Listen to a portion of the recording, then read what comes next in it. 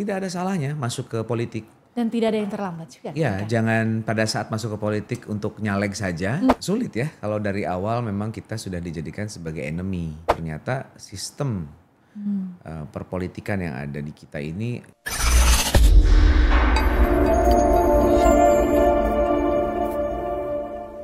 Assalamualaikum warahmatullahi wabarakatuh. Jumpa lagi bersama saya Kartika Waode di podcast Rumah Pemuda. Salam pemuda, speed, smart, solid. Nah, seru banget nih hari ini. Tika juga jujur happy banget ketemu teman lama, asik banget ya. Beliau ini adalah senior di entertain. Kalau dulu itu masih kinyis-kinyis, kita udah nonton di layar kaca. Ada Jin dan Jun, pernikahan dini, dan juga sudah merambah di dunia politik. Sekarang menjadi Wakil Bupati Bandung. Kabupaten Bandung, kita sama langsung aja. Halo Haji Sahrul Gunawan SEM AG, lengkap nggak? Halo, assalamualaikum. Apa kabarnya nih? Baik, alhamdulillah. Happy selalu menikmati proses dari perubahan.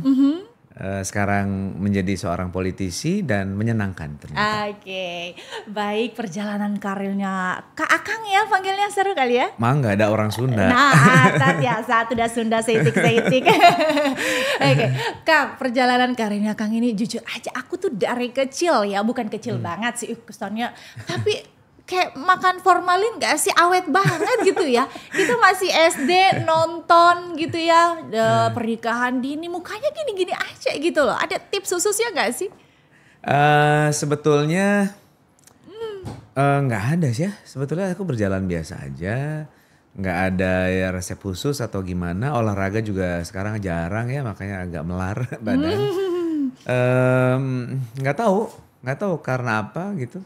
Kalau dijaga pola tidur ya? Juga sebetulnya enggak, kadang kalau sekarang apalagi kalau waktunya bicara dengan orang-orang politik gitu kan bisa sampai pagi, kadang-kadang tidur juga nggak kejaga juga. Ya apa ya, berpikir positif aja kali. Iya ya, dan bahagia mengalir aja gitu ya. Kalau niatnya nggak usah terlalu dipikirin gitu. Kalau saya easy going aja gitu. Walaupun katanya wah Ru kuat ya menghadapi dinamika politik nih luar biasa, gimana lu mau dijegal segala macam gitu ya dengan posisi wakil. Udah bahasa jegal aja nih coy ya kan. Dengan posisi wakil yang tidak menguntungkan karena tidak ada di tataran kebijakan. Ya ada yang bilang outsider dalam sistem gitu ya. Terus sekarang mau nyalon juga luar biasa gitu. Jadi sekarang kan wakil mau jadi 01 nih. Ya, jadi udah gak sepaket lagi nih, udah beda jalur tapi masih satu misi lah ya. Berbeda sebetulnya. Visinya orientasinya untuk membangun, bukan hanya semata-mata untuk kekuasaan berikutnya. Saya kira wajar ya, sunatullah. Siapapun dalam kekuasaan, power, dia ingin bagaimana memaintain powernya gitu. Tapi kan bisa dengan cara yang lebih smooth, yang soft gitu ya. Tidak terlalu kasar dan menggiring suasana. Kasar dikit boleh ya, tidak terlalu kasar. Kondusif lah gitu. Oke, baik. Gitu. Tapi Tika lebih tertarik nih untuk, kan sebelumnya full entertain dari zaman tahun berapa ya kalau boleh tahu kalau di entertain? Saya mulai itu tahun 94 ya. 1994 melalui ini festival nyanyi dulu. Iya, penyanyi Asia juga, Bagus waktu presenter itu. juga. Aduh, Asia Bagus ke Singapura, terus 95 ikut-ikut presenter, acara musik. 96 mulai ada kesempatan yang ya jadi lebih banyak dikenal orang gitu melalui sinetron Jin dan Jun gitu. Akhirnya terjun bebas di dunia politik. Kenapa? Sudah tidak tertarik lagi kah di dunia entertain? Atau ya, bagaimana itu ceritanya? Kan katanya kan begini, life begin at 40. Jadi saya ingin melakukan sesuatu yang tidak biasa, tidak ada di zona nyaman, dan mulai terfikir bahwa nggak long lasting kayaknya kalau di entertain, dan dimanjakan dengan kita bermain, ada di first line, kemudian honor besar gitu. Saya sudah mempersiapkan sejak tahun 2006. 2006 sudah mempersiapkan, membuat sekolah atau yayasan yang menaungi berbagai bidang ya, baik sosial, sekolah, sampai dengan sekolah menengah kejuruan pariwisata. Terus waktu itu juga dengan pengembangan dari KBIH ya, kelompok bimbingan ibadah haji, menjadi travel agent gitu. Sampai akhirnya fokus di sana, jadi tidak terlalu inilah ya. Paling sebulan misalnya 4 kali waktu itu di FTV ya. Terakhir itu Suara Hati Istri di MK Film. Kemudian ada kesempatan masuk ke politik itu tahun 2019. Oke, gimana ceritanya itu? Ya, 2019. Jadi waktu itu saya merupakan pengurus di Asosiasi Travel Umroh Haji se-Indonesia. Saya sebagai humas. Waktu itu sebelum kasus First Travel, setahun sebelumnya kami dari asosiasi ini ingin dan mengingatkan dari pemerintah selaku pemangku kebijakan bahwa harus ada harga minimum karena sudah ada euforia masyarakat dengan harga umroh yang murah. Tapi kita kan tahu dapurnya, nggak mungkin harga jual itu kurang dari 20 juta lah katakanlah waktu itu ya. Ya tiket aja udah berapa, gimana tiket penginapan. Tiket aja 15 juta, iya, bagaimana land arrangement, bagaimana hotel, visa, bis dan lain sebagainya, makanan, banyak elemennya. Dan ternyata apa yang sudah kami tempuh waktu itu sampai ke Dirjen, Kementerian Agama, ke komisi yang berkaitan dengan pengurusan umroh dan haji waktu itu di DPR RI, mentok dan kita disurati bahwa kita harus ke Komisi Persaingan Usaha, bahwa ini dianggapnya clear gitu. Ya clearnya dari mana? Gitu. Jadi bukannya karena Akang sendiri kan pelaku usaha, jadi tahu benar di mana menjadi hal yang krusialnya bukan ya. Bukan kepentingan kami travel yang tergerus marketnya, tapi bagaimana nanti masyarakat ke depan ya kalau dibiarkan. Nah persis setahun setelah itu meledaklah kasus First Travel waktu itu di tahun 2017 atau 2018 lah gitu. Dari situ saya mulai tertarik tuh untuk wah kayaknya kita anak muda, pemuda Indonesia kayaknya harus masuk nih gitu ya. Iya, benar. Ke pemangku kebijakan, sebetulnya terlebih ke DPR RI sih karena memang waktu itu saya sempat ikut audiensi menemani ketum waktu itu dan ada kekecewaan sebetulnya ya, jadi ingin mewarnai di Senayan ini paling tidak ada pelaku yang ada di situ. Tapi ya qadarullah tahun 2019 saya ikut nyalek melalui Partai Nasdem, saya belum berhasil mungkin karena isu 1-2 ya di Kabupaten Bogor itu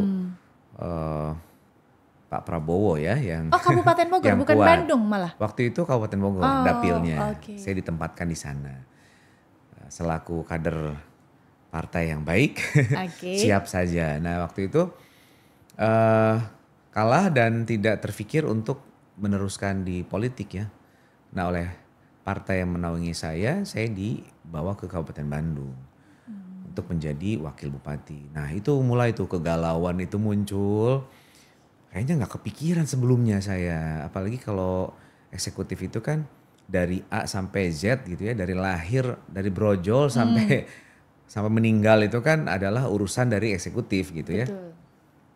Namun saya ingat pesan dari Ustadz saya waktu itu yang menasihati saya bahwa tidak semua dapat privilege, harus bersyukur dengan Bismillah terima, karena kita nih hidup harus tidak di zona nyaman dan mudah-mudahan ini jadi wasilah atau sebab gitu ya dari keberkahan atau kebaikan-kebaikan karena kita berada di tataran pemangku kebijakan dan bisa jadi manfaat gitu ya. Masya Allah. Pesan beliau itu tasarraful imam ala ru'yah manutum bimaslahan. Artinya? Jadi kelebihan seorang pemimpin adalah bagaimana bisa membuat banyak kemaslahatan gitu. Masya Bismillah saya terima waktu itu, terus kemudian dalam perjalanannya, wah ternyata kok begini gitu ya.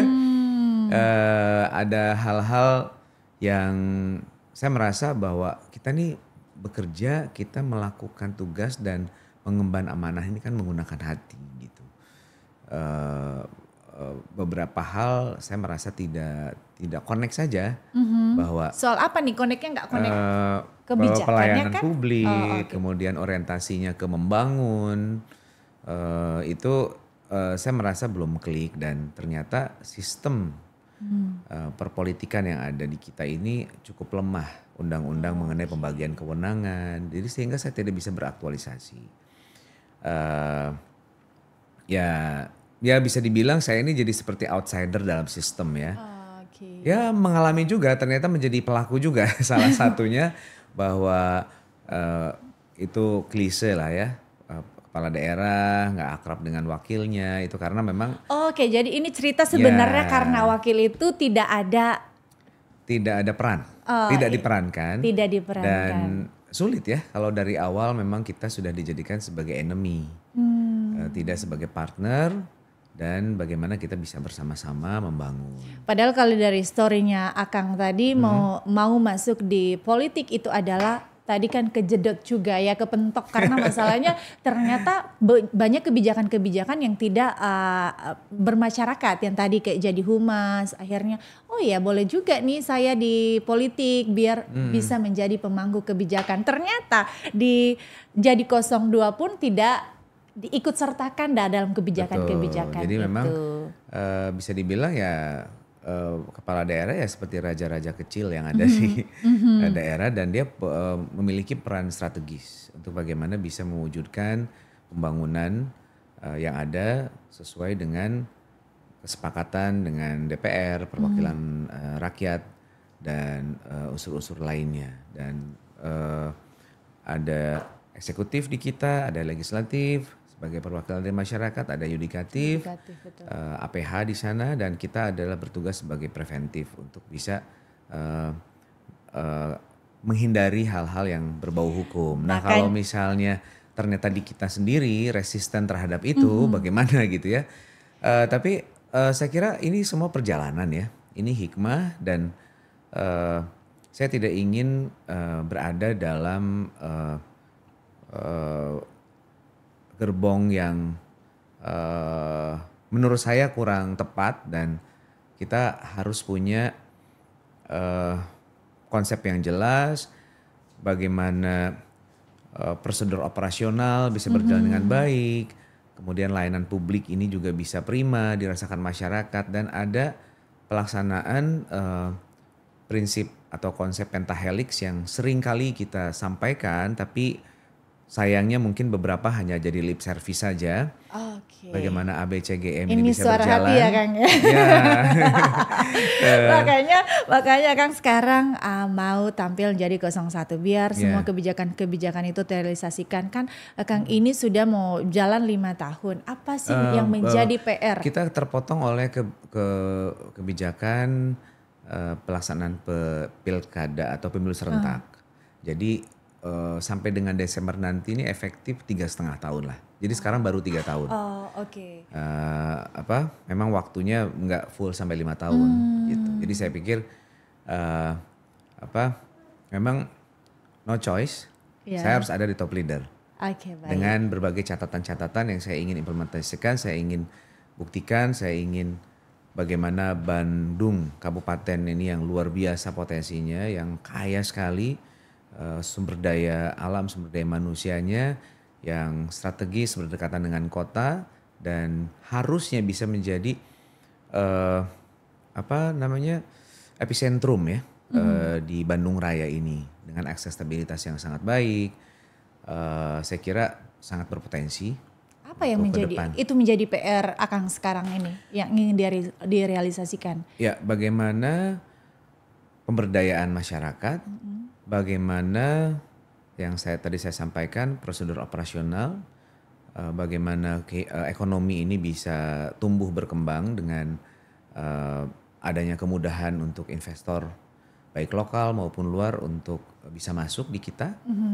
Dan kita seharusnya punya mapping grand design dari pembangunan di 280 desa kelurahan ini. Karena Kabupaten Bandung ini cukup luas ya, 1.762 km persegi. Berbatasan dengan Garut, KBB, Cianjur, Sumedang, Kota Bandung, Cimahi. Jadi dari sisi pertanian, pariwisata, kemudian sumber daya yang lain, dan tentu saja untuk mendukungnya salah satunya infrastruktur ini juga harus ikut mendukung. Dan kita bicara masalah pembangunan ya nggak bisa lepas dari ekonomi. Bagaimana ini bisa tumbuh berkembang. Iya baik. Kalau sekarang di kacamata Kang Arul yang sudah istilah kata sudah tahu lah apa yang menjadi PR-PR di Kabupaten Bandung sejauh ini. Kira-kira apa yang potensi yang paling yang ingin digarap sama Akang nih yang menjadi tapi aku nggak punya kekuatan itu gitu loh, makanya saya maju ke 02 biar semua terrealisasi dan masyarakat bisa merasakan langsung. Oke. Masalah pariwisata ini juga sangat besar potensinya. Dengan dukungan sumber daya alam, personal masyarakat untuk di dunia kepariwisataannya, dan juga bisa memanfaatkan pengkoordinasian yang baik dan sistematis dengan seluruh stakeholder yang ada. Sekarang kan masih parsial semua. Jadi kebijakan ini saya kira ini penting untuk bisa menjembatani ini semua. Dan kita harus punya konsep yang jelas. Kalau nggak punya mapping, sulit bagi daerah ini untuk berkembang karena tetap kita perlu swasta. Ibaratnya kita makan di restoran, kita kan ada menu kan, ditawarin mau apa, mau makanan apa, kita pilih makanan di mana. Begitupun dengan pemerintah daerah yang seharusnya punya mapping itu, gitu untuk siapapun yang nantinya kita jadikan partner untuk bisa mengembangkan wilayah kita. Soreang sebagai ibu kota kabupaten seharusnya bisa lebih representatif. Pabrik di sana banyak ya kan? Pabrik itu wilayah timur, di ada Ranca Ekek, Cileunyi, Cangkuang. Nah itu belum termapping. Kemudian juga di industri pertanian. Pertanian kita masih lemah. Petani-petani kita juga banyak yang teriak bagaimana pengelolaan masalah pupuk misalnya. Iya, kayaknya semua di setiap daerah kayaknya pupuk ini menjadi polemik mendasar untuk para petani ya. Betul. Kita seharusnya lebih aktif, proaktif untuk bisa menjadi mediator ya bagi kebijakan-kebijakan dari pusat ke daerah. Dan seharusnya begitu ya. Dan seharusnya begitu. Iya. Nah ini saya kira tata kelola pemerintahan yang seharusnya bisa lebih baik dan membuat kondisivitas dengan seluruh elemen yang ada. Saya ingin urai sedikit mengenai ABCGM. Bahwa tidak lepas dari jalannya pemerintahan ini adalah prinsip pentahelix ABCGM, akademisi. Menjadi partner untuk bagaimana konsep pemerintahan ini bisa berjalan dengan baik dan bisa rangkul para akademisi. Kemudian yang kedua bisnis. Seperti yang tadi saya sampaikan, bisnis itu harus punya mapping yang jelas. Iya, goalnya kemana nih ya kan? Semua orang bisa berbisnis. Kita harus punya goal settingnya seperti apa. Bagaimana UMKM yang ada ini bisa dikelola dengan lebih baik. Kemudian community ya, komunitas ini juga belum terangkul sehingga masih ada ketidakharmonisan dan seolah-olah masyarakat menilai bahwa pemerintah tidak hadir. Jadi saya cukup lama di broadcast, di event organizer. Komunitas itu yang sebetulnya terwakili dengan kalau untuk masalah pedagang dengan Kadin, kemudian pariwisata dengan Kompepar, komunitas otomotif dengan IMI misalnya, dan komunitas yang lainnya saya kira kenapa? Apa sulitnya kalau kita menginisiasi dari dinas terkait untuk membuat sarasehan misalnya, Iya benar-benar. berkala setiap berapa Mahal loh bulan ini sekali konsep guys, benar-benar. untuk berkumpul dengan mereka, kita rangkul mereka apa yang memang bisa dilakukan bersama. Saya kira tidak perlu dengan kita yang harus mendanai semua, karena mereka sudah bisa hidup dengan sponsor, dengan Iya, akses kalau mereka bicara sendiri. kayak tadi gitu. UMKM kan mungkin untuk menaikkan nilai produksi yang baik, mungkin bisa juga ekspor, mungkin kan kita nggak tahu. Kalau peran Betul. pemerintah hadir di sana, otomatis nilai-nilai UMKM di daerah itu sendiri akan Betul. naik harganya. Dan memanfaatkan teknologi untuk bisa kita buat data yang akurat, ya. Saya kira itu bisa dilakukan, punya otoritas kita melakukan itu. Meskipun sebetulnya ada hal-hal yang memang kita harus berkaitan dengan kebijakan pusat. Kita juga tidak bisa melawan itu, ya. Tapi setidaknya otonomi daerah untuk memudahkan pemerintah daerah Betul. untuk mengembangkan potensi daerahnya itu sendiri kan. Betul, dan saya kira database ini yang penting.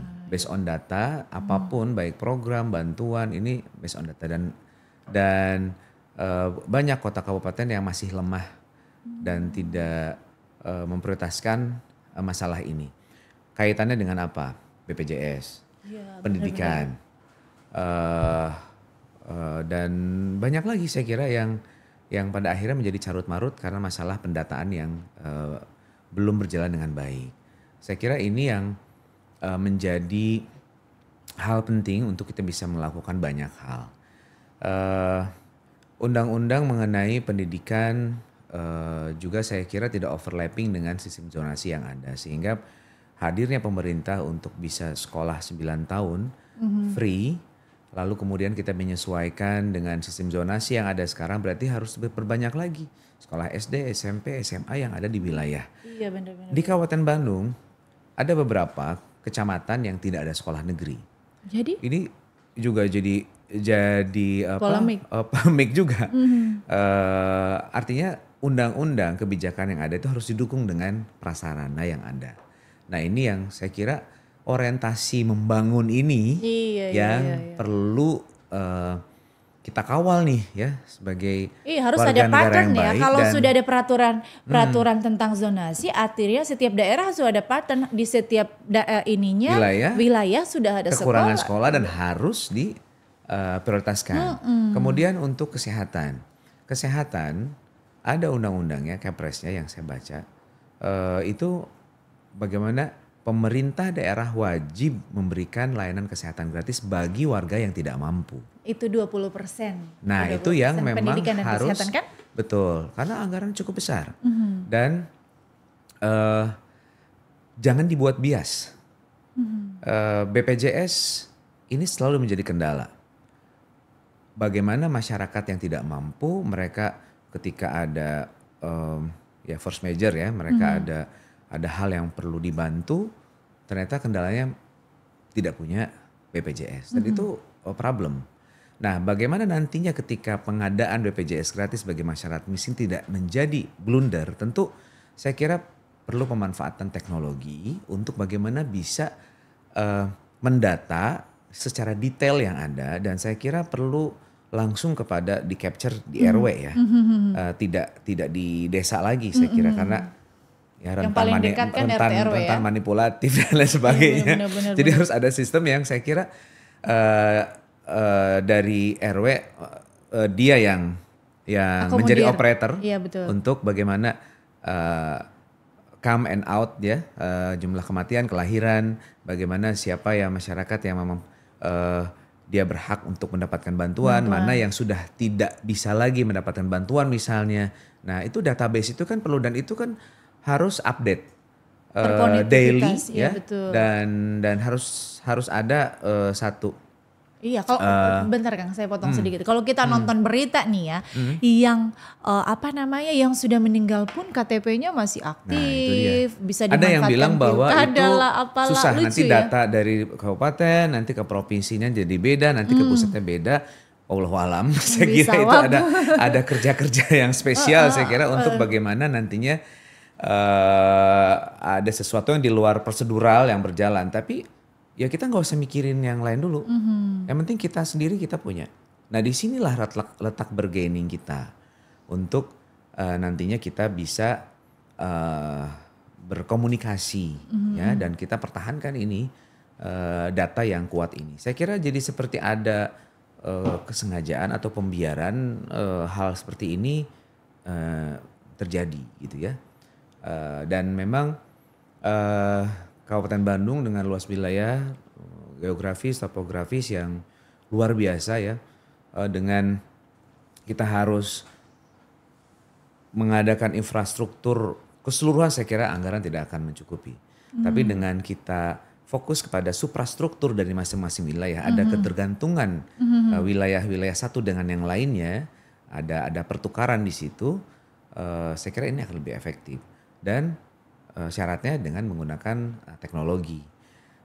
Based on data tadi ya Kang Iya ya? betul. Saya menjadi tertantang untuk bagaimana kehadiran saya di dunia politik, birokrasi ini bisa membawa perubahan. Karena rasanya kalau kita biarkan hal ini terjadi, kasihan masyarakat. Jadi saya seringkali mendapatkan laporan baik itu dari masyarakat ataupun dari sosial media gitu. Saya datengin warganya yang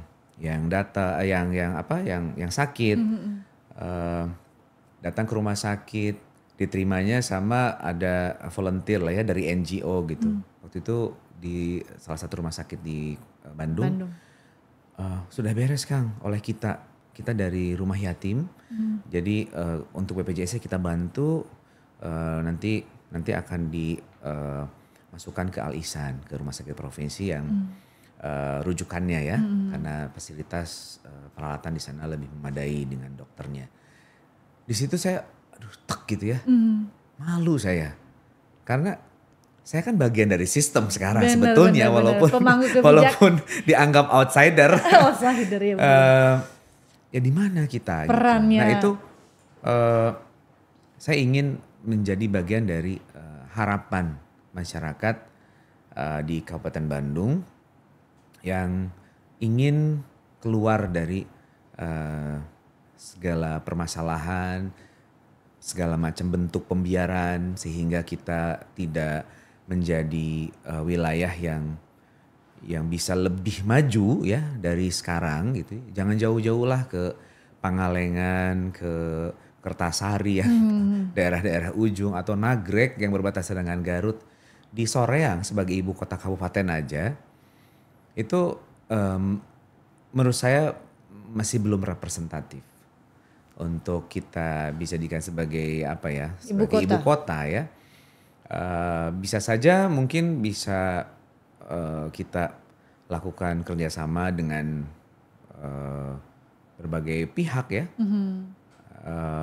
secara perekonomiannya agar tumbuh, atau misalnya ada wilayah yang kita jadikan sebagai tempat pendidikan, kota pendidikan misalnya kerjasama dengan Unpad misalnya, ya jangan di Sumedang aja dong, di Jatinangor, tapi kita juga dengan aksesibilitas tol yang lebih dekat sebenarnya. Dari kota Bandung hanya 15 menit. Terjangkau, Jakartanya dekat. Jadi ibaratnya Cibubur Tebet lah gitu sebetulnya. Iya. Dan tidak terlalu jauh. Nah ini kan tidak termanfaatkan, sayang sekali. Dan disinilah peran dari pemerintah selaku operator dari prinsip pentahelix tadi Masih itu. Bandung Kang, mau bicara digital, mau bicara listrik, internet, semuanya terjangkau. Cuman kan memang peran pemerintah daerahnya mau berbuat nggak buat daerah. Betul. Dan terakhir bicara mengenai ABCGM itu media. Media juga jangan dijadikan sebagai hal yang menakutkan, lalu kemudian kita bisa ya mohon maaf saya kalau agak kasar ya, kita beli gitu, sehingga di permukaan ternyata kayak gunung es ya. Buat apa kalau di permukaan baik tapi di bawahnya kopong. Iya itu dia. Jadi jangan jadi pihak yang anti kritik. Justru kritik itu bisa membangun, dan dengan merangkul semua pihak, ada sense of belonging terhadap jalannya pemerintahan ini, dan saya kira perlu ada gebrakan di mana reformasi birokrasi ini harus kembali kepada arti yang sebenarnya. Jadi harus betul-betul diubah menjadi sesuatu yang lebih baik, tertata, dan ujung-ujungnya kan bagaimana masyarakat bisa sejahtera. Kan itu Masya Allah, luar biasa. Aku tuh lagi kayak berasa lagi kuliah 20 SKS, adem, tenang banget ya gak sih? Iya benar, ini ilmu baru buat kita. Tentunya ini kan gagasan-gagasan yang memang harus diterapkan ke masyarakat, juga pemuda Indonesia mungkin yang sudah berniat untuk maju di pilkada yang sebentar lagi udah bergejolak. Tapi saya kira ini saya perlu nih pesan ya pada pemuda. Saya termasuk yang telat. Jadi saya awalnya apatis terhadap politik karena mendingan gue syuting aja, gue bisnis aja. Karena ada yang ngurusin deh, udah males deh kalau bicara-bicara mengenai politik gitu. Iya, tapi ya, ternyata memang kehidupan kita tuh akan erat kaitannya dengan kebijakan dan politik. Jadi dari sekarang gunakan waktu dengan baik untuk kita bisa melakukan apapun, berkontribusi di wilayah kita, di organisasi, dan itu akan mengasah jiwa leadership kita. Betul. Kalau saya 3 tahun lebih sedikit saya berada di tataran pemerintahan, dan saya harus jadi fast learner, dan saya dituntut untuk bagaimana saya harus beradaptasi dengan situasi ini. Memang effortnya luar biasa. Berbeda kalau memang sebelumnya kita persiapkan diri kita ya secara matang di organisasi, dan tidak ada salahnya masuk ke politik. Dan tidak ada yang terlambat juga. Ya, jangan pada saat masuk ke politik untuk nyalek saja, untuk masuk ke pemilihan kepala daerah saja misalnya. Tapi disitulah kita akan dibawa masuk ke ranah kita diskusi untuk bagaimana kemajuan Indonesia. Dulu Soekarno ketika mendirikan Indonesia, ya, dia diasingkan oleh Belanda kemana, diasingkan lagi kemana. Ketika diasingkan dia malah ngumpulin pemuda-pemuda itu, ngompor-ngomporin. Akhirnya tumbuhlah berkoar-koar semangatnya gitu ya, dan jadilah Indonesia. Nah semangat ini saya kira dengan tentu kondisi yang berbeda ya. Ini harus terus digaungkan semangat untuk bagaimana Indonesia ke depan. Kita harus menjadi bagian dari jalannya pemerintahan sekarang ya. Untuk mendampingi, mengawal pembangunan, sehingga kita jangan hanya jadi penonton saja. Terima kasih Kang Arul atas waktunya tadi, closing statement yang sangat luar biasa sekali. Artinya kita menyiapkan diri untuk berorganisasi, mental leadership kita harus diasah, karena gimana pun yang menentukan masa depan Indonesia ke depannya adalah kita semua. Tuh. Terima kasih sekali lagi. Sama-sama, terima kasih. Semoga ini menjadi hikmah lah buat kita semuanya, untuk para pemuda Indonesia mau berkarir entertain, kamu berkarir politik, yang pastinya harus untuk kemaslahatan orang banyak. Ya. Akhirnya saya Kartika Waode pamit undur diri. Thank you Kartika. Sama-sama. Salam pemuda, Speed Smart Solid. Bye, assalamualaikum.